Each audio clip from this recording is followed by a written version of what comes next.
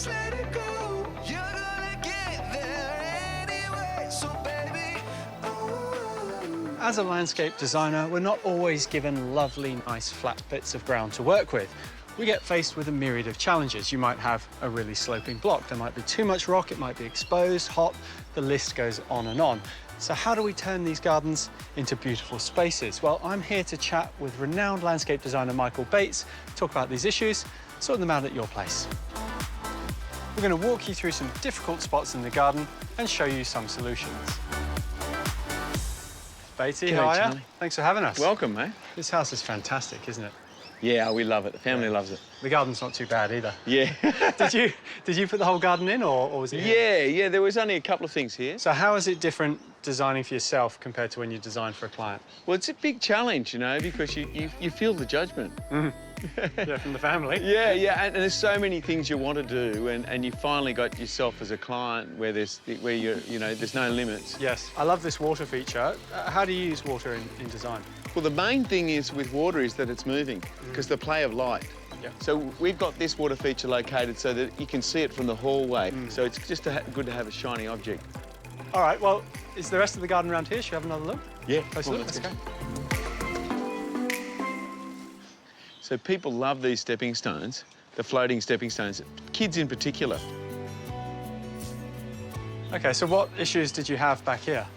Well, that stone wall was a little bit too close to us, so we had to push it back to make enough space here for the outdoor dining and the fire pit. OK, so you had excess soil that you moved over there, which raised the area, and that left you with a sunken spot. How did you fix it? Well, the floating stepping stones was the stroke of genius, because that made what was a problem an actual beautiful landscape element. And I like the way you've kind of left this space open to take in the view so it feels bigger as well. That's right. So we've got these lovely big district views there, and so we kept the fence low and kept the climbers, and we've got privacy from next door. This was essentially a quarry, so all the sandstone here was mined on this site. So we've had to create soil profile by using walls and little soil pockets, and we've had to select plants that don't have very big root systems. Huge The wow factor. bromeliads, the agaves, the tree ferns, all of those things don't require much soil. Get to me soon. Whatever you've got to. So, Michael, I love the nice wide stairs there that draw you up into this space. Yeah, well, this is the teenage hangout. OK. When the kids were little, they just spent all this time on the screens, on the computer, so we sort of made this day bed and a hammock and a little secret garden for them to draw them outside. I like this area too. You've got lots of little seating areas around, haven't you? Yeah, well, I've got a little secret spot I'd love to show you. Up this way? Whatever you've got to do, get to me soon.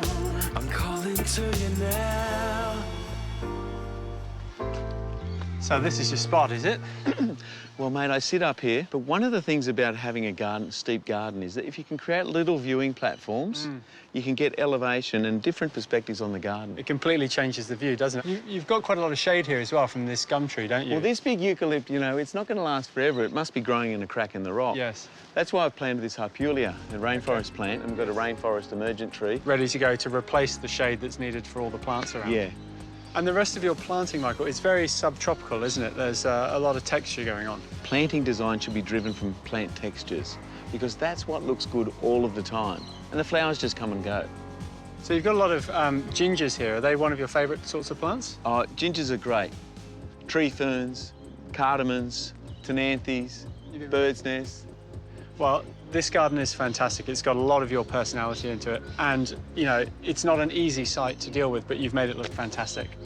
I think there is another garden of yours, though, that we're going to go take a look at, which has a completely different range of constraints. It's a whole different idea. Let's have a look.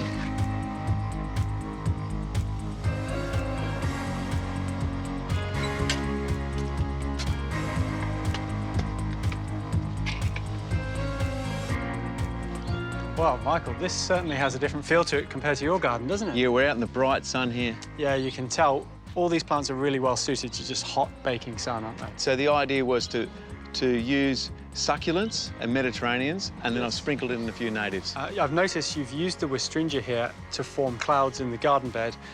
Combine that with the roundness of the Elaeagnus, but then contrast with these amazing lamandras coming up. Yeah.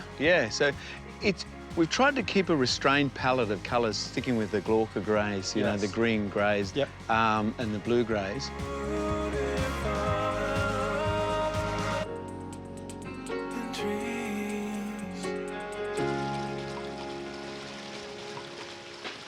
So Batesy, this is a little internal courtyard to this property. Yeah, we wanted to create a little Mediterranean-style courtyard. And what issues did you have in this space?